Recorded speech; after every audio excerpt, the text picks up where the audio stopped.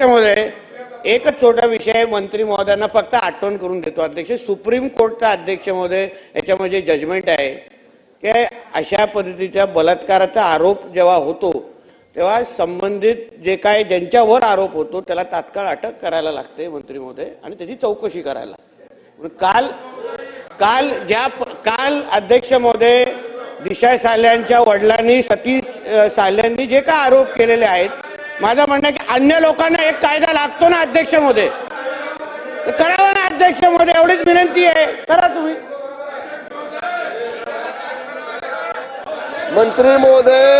मंत्री महोदय नितेश राणे साहेब ज्याप्रमाणे सन्माननीय राज्यमंत्री महोदयांना सांगतायत त्याच्याशी मी सहमत आहे।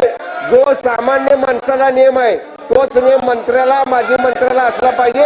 मंत्री महोदयांनी त्यातल्या आरोपीला तात्काळ अटक करावी, अटक करून त्याची चौकशी करावी अध्यक्ष महाराज।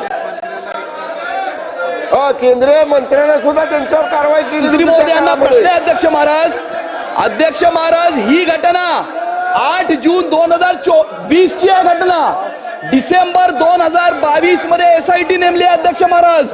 आता आपण मार्च 2025 मध्ये आहोत, साधारणतः घटना होऊन 5.5 वर्ष झालेली आहेत, अजूनही SIT चौकशी करते असं ते म्हणतायत।